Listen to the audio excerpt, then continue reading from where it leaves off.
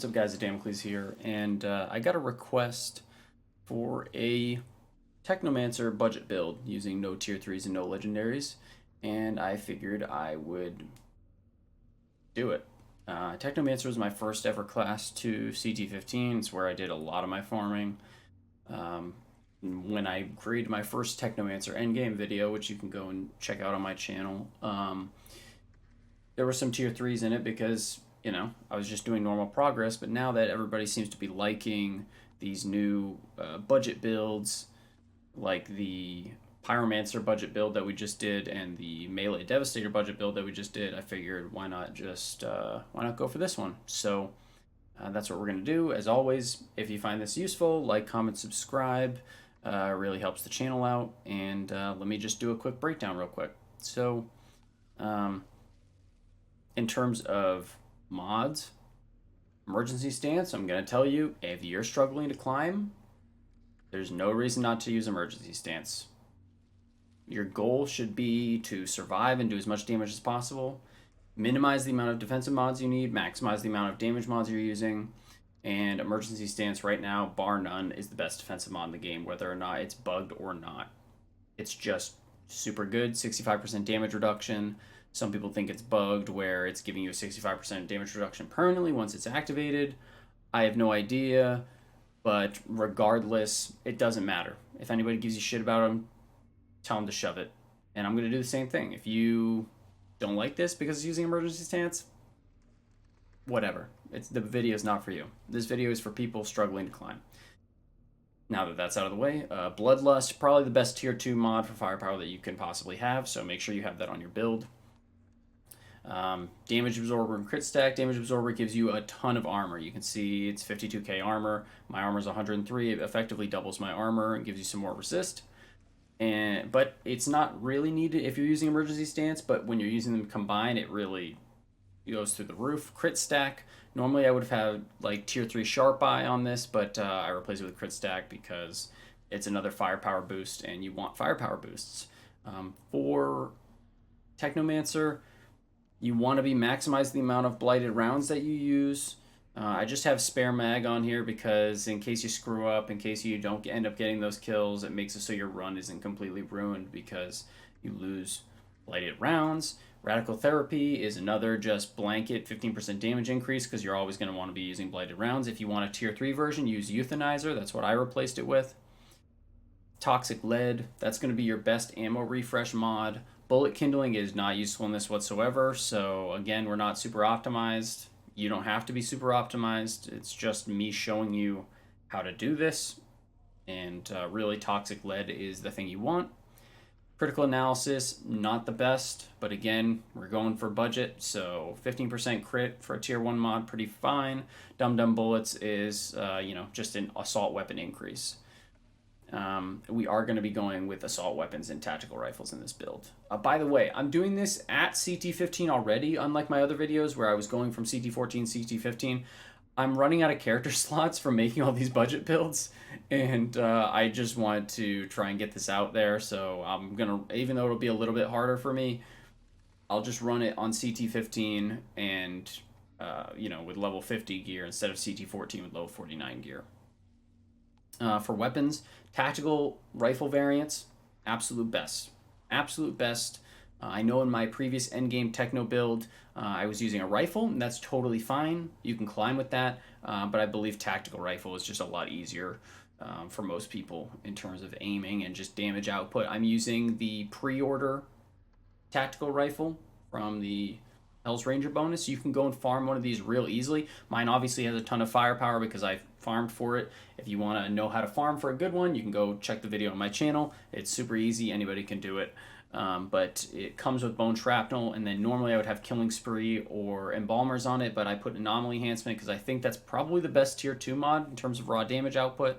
And then the other weapons don't matter at all, even though I kind of want to change this so people don't say, oh, there's a legendary, blah, blah, blah. But we're not using those. We're just going to be sticking to that one. For skills, Cold Snap, Blighted Rounds, and Blighted Turret. Alternatively, you could go the route that I used to go, and you could use Fixing Wave if you feel like you need more survivability. But Blighted Turret will give you a little bit of extra damage.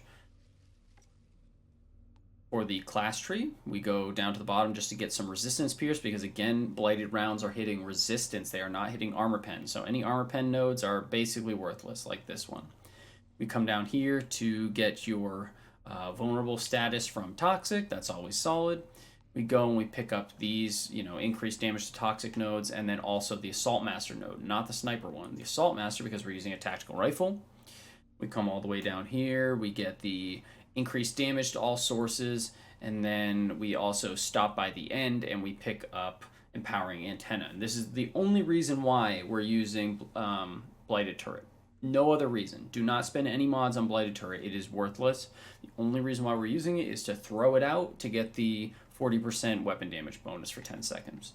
And because blighted turret only lasts 7.7 seconds, or the cooldown is, you can basically have that up all the time, and that will really help you to pump out damage. Again, if we drop bladed rounds, that's a no-no, because, it's a minute cooldown. That will eat into your gold timers. So the general playstyle, as you probably know, is just pop bladed rounds, run around, shoot stuff in the head, use cold snap as needed, and throw out blighted turret just for that damage bonus. So please excuse how ugly my guy is, but that is just a basic, super easy Technomancer blighted round setup. And we're just going to hop into the run. We're going to be doing Arcways of Enoch just because, I don't know, why not? It has a super, super friendly timer in terms of getting gold on CT14. So I kind of want to emulate that CT14 run that you guys will be going with. And that's pretty much it. So let's hop into it.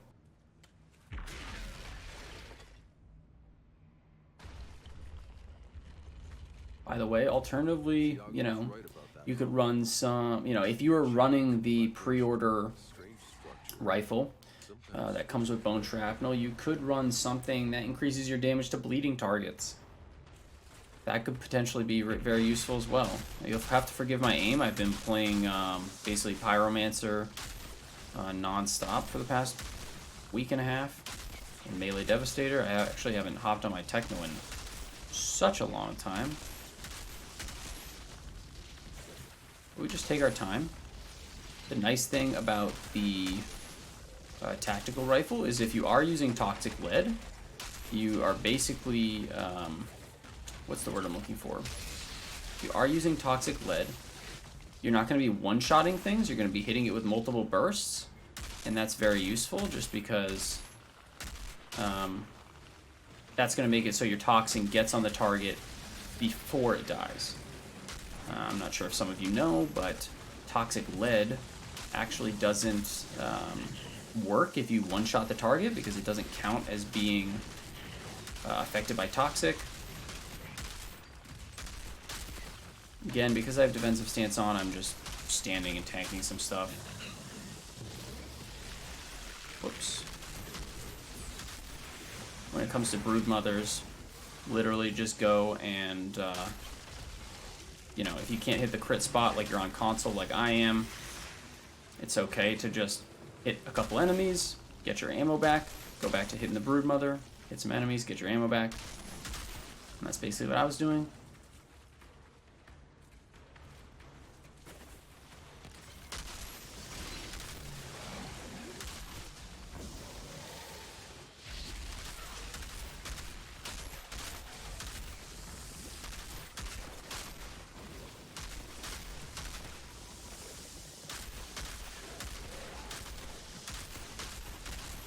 Again, because you're techno and you're running emergency stance, you can kind of tank a lot of stuff as long as you keep firing. That's why if you're climbing, I'd highly recommend it. If you don't like emergency stance, Perseverance Shield is another great option. It really kind of depends on you, but the whole point of these guides is for you guys to get to CT15 as easily as humanly possible. And the best way to do that is using whatever you possibly can at your disposal. And so that's what I'm always going to recommend. I'm not going to sugarcoat it. Some people don't like that. That's totally fine. That's your prerogative. But I'm making these for the people who make Reddit posts saying they're stuck on CT6, stuck on CT11. You never know when stuff is going to get fixed or not fixed, or if it's bugged or not bugged. So use it while you can. And, you know, the goal is to get to CT15, and then you can have fun, you know? Make those legendary builds. Remember, guys, as long as you're shooting, you're going to be safe. Because of that weapon leech.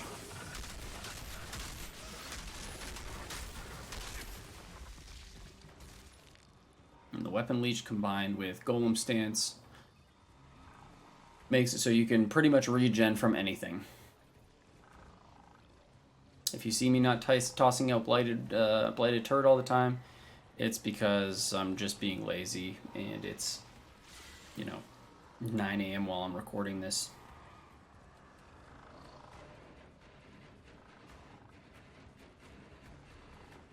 With Arcways, it has a very forgiving timer, but you just, you know, you still want to stand in the middle of this thing as much as humanly possible while you're clearing.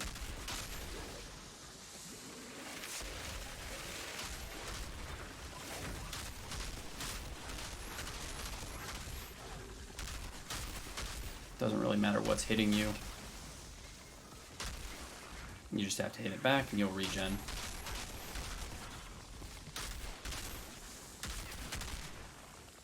But standing in the middle, just make sure you maximize the amount of time, or I guess decrease the amount of time you actually have to be standing in it. If you're running around the outside, it's gonna take the little obelisk in the center a lot longer to actually drop down. But if you need to kite to survive, then obviously do whatever it takes. You should have plenty of time once you get to the end. Broodmother's armpit is a real annoying thing to hit on console.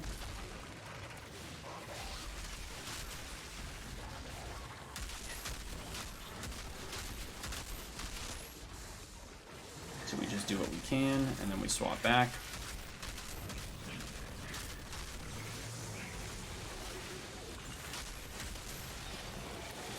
Just tap it a couple times, then kill something else.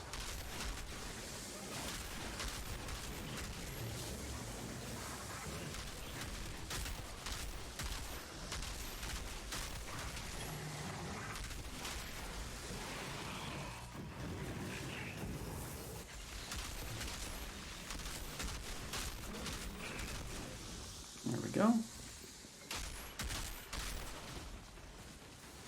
Remember, when you're climbing, the goal is to just do the bare minimum possible in order to actually progress, you know? You don't have to speed run it. You want to do it faster, obviously, as you get up into the tiers where you actually need gold, like CT14, but as long as you got time, just be safe. If you're going into a tough spot, like this room, say the Broodmother is about to spawn and you screwed up and you don't have two mags of Blighted rounds to go through, you can go leave one of these little stragglers alive, get out of the circle, and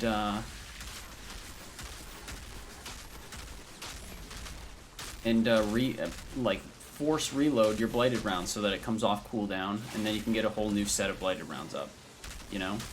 Just stuff like that. That way, you know, it makes the difference between dying to the Broodmother because you lose a bunch of Blighted rounds and just losing 40 seconds off of your actual timer, you know? And there we go.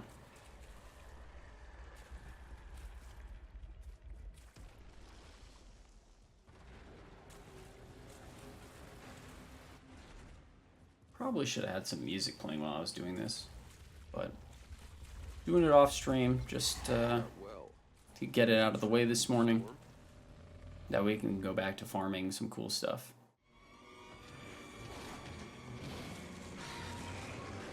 I'm going to make the same recommendation for this room as I did with my Pyromancer, my budget Pyromancer build, and that is kite around the outside if you can.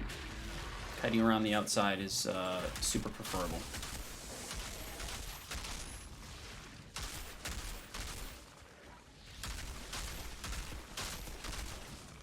So we're just going to tag that. Those guys are a little messed up right now. Pop this. No idea what these bosses are doing right now, but I'm not mad at it because Helps me out. Now we just kite around the back. Oh, they were hitting my Blighted turret. That's what it was. Well, I guess that's a handy thing.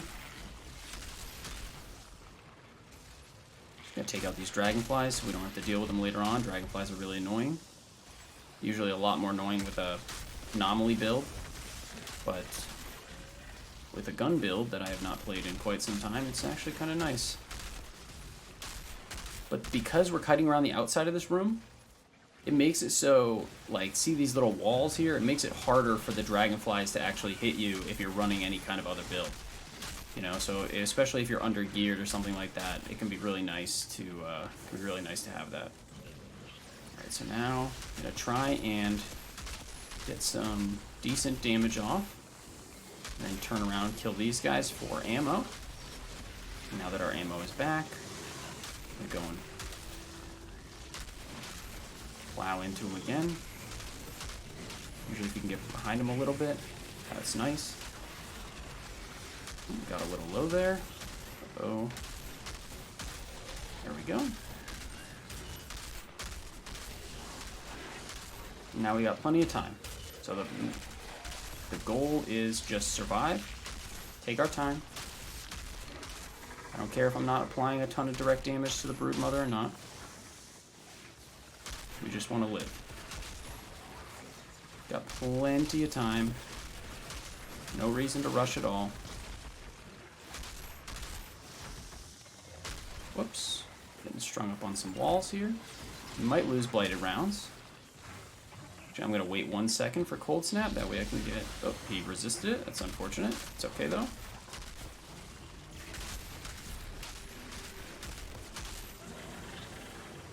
We lose Blighted rounds there. No biggie. There we go. Usually you want to, like, kind of pop shot the Brood Mommy. That's okay.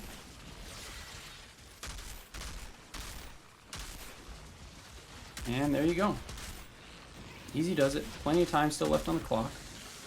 A little rusty on the Technomancer gun portions, because we've been playing Anomaly Power for so long, but got it done with about 5 minutes to spare.